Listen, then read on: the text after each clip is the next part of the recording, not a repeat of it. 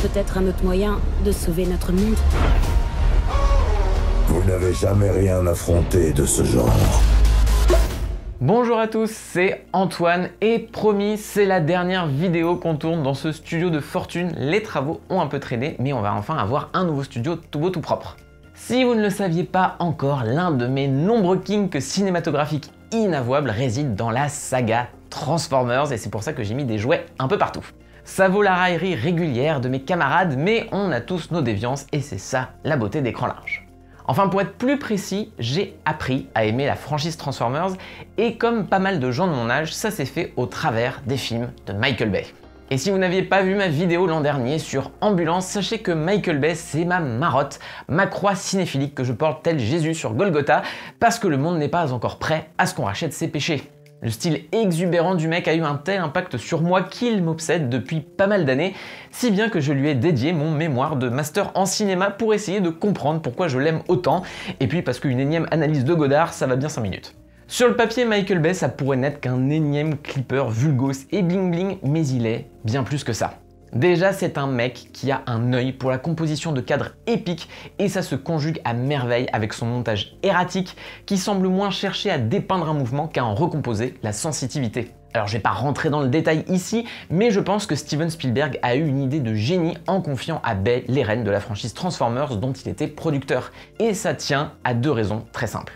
La première, c'est que Bay est un roi du grand spectacle et de la pyrotechnie Maos et gère très bien des rapports d'échelle hyper impressionnants, ce qui est forcément utile lorsqu'on filme des petits humains au milieu d'une guerre entre robots mastoc.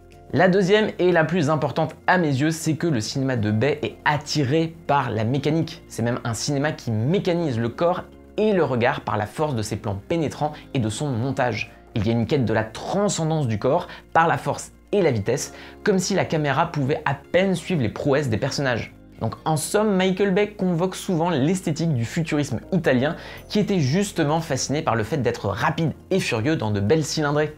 Et dans le cas de Transformers, ça va même encore plus loin. Bay a toujours assumé que la mythologie d'Hasbro, ça le saoulait aux grandes dames des fans, mais il a compris l'attrait d'une adaptation en live action des jouets. Ce qui importe, c'est justement le fantasme de la transformation, du pur bonheur d'ingénierie à voir une forme devenir une autre forme. Mais ce qui compte, c'est moins le passage de la forme A à la forme B que l'espèce de magma de pur mouvement qu'il y a entre les deux. C'est ça qui fascine Bay, l'abstraction de la forme au profit de ces dizaines de parties qui se réagencent dans un pur élan de cinégénie. Bon, je pourrais en parler pendant des heures et là n'est pas vraiment le sujet puisque désormais Michael Bay n'est plus que producteur lointain de la saga Transformers dont le nouveau volet Rise of the Beasts débarque en salle. Cette fois, les Autobots, toujours menés par le valeureux Optimus Prime, s'allient aux Maximals des Transformers animaux qui ont échappé à la destruction de leur planète. Ensemble, ils vont devoir éviter que la Terre ne se fasse boulotter par Unicron, un Transformer planète qui dévore des mondes, et oui, rien que ça. Alors non seulement le film se déroule dans les années 90, après les événements du spin-off Bumblebee, mais il réveille du coup la nostalgie de l'époque qui avait vu émerger la série animée Beast Wars, d'où viennent justement les Maximals à la base. Vous suivez? Non, c'est pas grave. En fait, si je vous fais cette longue mise en contexte, c'est que c'est pas très intéressant que je vous fasse une critique classique de Transformers Rise of the Beasts. Pour ça, vous pouvez retrouver ma critique écrite sur le site d'Écran Large et pour vous la faire courte, mon cœur de fan a été plutôt satisfait, contrairement à Geoffrey et Mathieu qui ont soit réponse A bon goût, soit réponse B perdu leur âme d'enfant, je vous laisse choisir. Par contre, l'existence même du film et sa raison d'être m'intéressent, surtout dans le marché de plus en plus saturé de blockbusters franchisés. En gros, la question est simple, qu'est-ce qu'on attend encore d'un film Transformers? Parce que déjà, j'ai bien conscience d'être un bug dans la matrice. Les films Transformers, pas grand monde les aime. Les fans de la franchise trouvent que ça respecte pas vraiment l'univers et les fans de Michael Bay trouvent souvent que c'est parmi ses films les moins intéressants de sa carrière. Alors que bon, il y a Pearl Harbor quand même. Mais quoi qu'il en soit, ça n'a pas empêché la saga d'être un carton monumental au point de dépasser le milliard de dollars de recettes sur le 3 et le 4. Alors il y a plusieurs éléments pour l'expliquer, que ce soit la promotion souvent alléchante des films, la cible maligne des trentenaires biberonnés au premier dessin animé, l'appel du spectaculaire ampoulé et à partir du 3 justement, la 3D comme argument de poids pour en prendre encore plus plein la gueule et augmenter au passage le prix du ticket de cinéma. Cela dit, le très chaotique Transformers 5 de Last Night s'est méchamment cassé la gueule au box-office, et ce malgré sa fin ouverte qui promettait une expansion massive de l'univers que du coup on ne verra jamais. Pire encore, Paramount se sentait tellement plus pissé après le succès du 4 qu'ils avaient lancé une writer's room avec tout plein de scénaristes pour écrire des spin-offs à tout va sur l'univers de Transformers. Oui, je vous jure que c'est arrivé. Autant dire que tout ça a bien vite été enterré et il y a tout de même un film qui a émergé de ce chaos et c'est Bumblebee qui était trop avancé pour que Paramount ne l'annule. Bon, au final, ça a profité au studio parce que même si le film n'a pas vraiment cartonné, il a plutôt bien marché et sa dimension de préquel pas vraiment assumée a permis de rebooter en loose day la franchise. Ce qui fait aujourd'hui que Transformers Rise of the Beast prend la suite de Bumblebee. Mais le truc, c'est que, à part les geeks comme moi, tout le monde s'en branle et la confusion maintenue par Hasbro et Paramount n'aide clairement pas à identifier ce nouveau film. Est-ce que c'est un reboot, un préquel au film de Bay ? On sait pas et franchement, personne ne prend la peine de se risquer à une réponse définitive. Mais pourquoi ça ? Eh bien parce que ce nouveau Transformers tâte le terrain et cherche à savoir si la franchise peut encore susciter le désir du public, un peu comme un politicard has-been qui se présenterait à de nouvelles élections.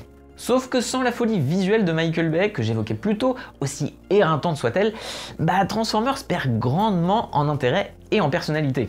Et c'est là que ça m'intéresse, parce que comme je le disais, je trouve ce Rise of the Beast plutôt agréable, et c'est globalement dû à sa manière de compenser les manquements évidents dus à l'absence de Bay par son attrait pour l'univers et l'efficacité d'une narration qui se condense sur 2 petites heures.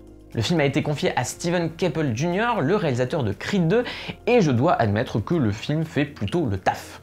Alors c'est sûr que d'un point de vue purement cinématographique, on perd la flamboyance si caractéristique de Bay sur la franchise, mais c'est assez lisible en termes d'action, ça met plutôt bien en valeur les robots, et les effets visuels numériques, forcément très présents, sont assez solides, malgré le manque d'expérience du cinéaste en la matière. Après on va pas se mentir, même s'il s'amuse à filmer les décors enivrants du Pérou dans toute la deuxième partie du film, Caple Jr. n'est pas très à l'aise pour composer avec de la profondeur et des lignes de fuite marquées, si bien que les robots donnent parfois l'impression d'être calqués un peu platement sur l'écran. Tout ça confirme que ce Rise of the Beast est un blockbuster assez mineur et un peu impersonnel, mais il a le mérite d'aborder la saga avec humilité et même de réussir des trucs inimaginables par le passé, comme d'esquisser des personnages humains pour une fois sympathiques, de donner un arc narratif à Optimus Prime et de ne pas durer des plombes pour rien.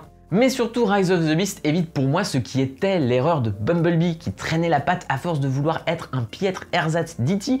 plutôt qu'un film d'action avec des robots qui se foutent sur la tronche, parce que c'est ça qu'on est venu voir. Là, Steven Caple Jr. revient au film de Tim et orchestre pas mal d'affrontements dans des péripéties souvent bien menées, en particulier lors d'une course-poursuite à flanc de colline qui se joue sur plusieurs niveaux.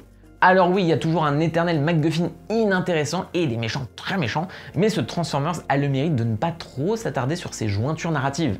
Et franchement, un blockbuster qui ne dépasse pas la barre des 2 heures et qui enchaîne rapidement son 2e et son 3e acte, ça serait presque rafraîchissant à l'heure actuelle.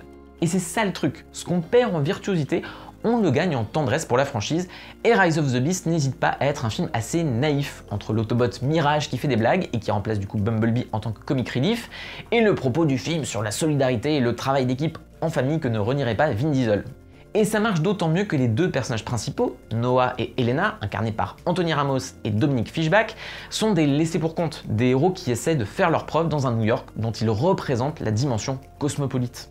Steven Caple Jr. en profite pour réveiller une certaine contre-culture hip-hop dans son décorum, et ça marche plutôt bien avec la mise en perspective de cette race alien hors du système qui se cache pour éviter le rejet des humains.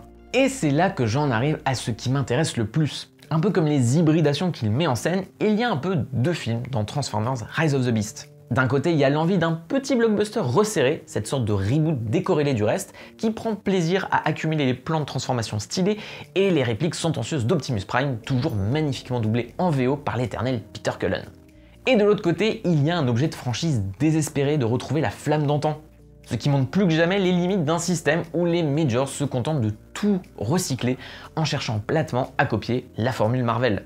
On en parlait déjà avec Shazam 2 et d'autres, mais c'est quand même fascinant de voir ces films qui ne sont même pas sûrs de cartonner suffisamment pour avoir des suites, oser une fin ouverte ou caler une petite rêve pour planifier un univers étendu. Et dans le cas de Transformers Rise of the Beast, ça passe par son final absolument aberrant et que je m'apprête à spoiler, donc si vous ne voulez pas vous gâcher cette surprise que personne n'a demandé, allez un peu plus loin dans la vidéo. Pour la faire courte, le héros Noah est appelé par une sorte de Nick Fury du pauvre qui lui propose de rejoindre les G.I. Joe, une autre marque de jouets d'Hasbro. Alors certes, des crossovers avec Transformers, il y en a des tonnes en comics et en jouets, y compris avec Mon Petit Poney, et ça, j'en veux un film, s'il vous plaît. Mais vouloir rafistoler Transformers avec une marque aussi boiteuse que G.I. Joe, ça sent quand même le truc de marketeur en pleine descente de coke, tandis que Paramount se rend compte qu'ils n'ont plus beaucoup d'IP reconnaissables par rapport à la concurrence. Parce qu'il faut bien se rappeler qu'il y a eu 2 films G.I. Joe, et que sans avoir été de gros flops, la mayonnaise a pas vraiment pris. Et puis il y a eu le préquel sur Snake Eyes qui lui pour le coup a été un méga four, même s'il est sorti en période de pandémie, donc ça compte qu'à moitié. En tout cas la stratégie est claire, on prend 2 franchises qui ne vont pas super bien, et on promet de les rassembler pour maximiser les chances de rassembler les geeks et les curieux. C'est d'autant plus amusant que le producteur de Transformers, Lorenzo Di Bonaventura, déclarait en 2014, au moment où Transformers 4 cartonnait, qu'un crossover n'était aucunement prévu par lui ou Paramount parce que ça aurait voulu dire amoindrir 2 marques autonomes en les reliant dans un seul et même film.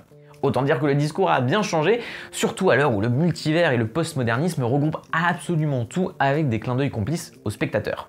Et franchement, c'est dommage, parce que Transformers pourrait rester cette saga qui continue son petit bonhomme de chemin, surtout qu'encore une fois, Rise of the Beast a pas mal de fulgurance pour contenter les gros Yankees comme moi.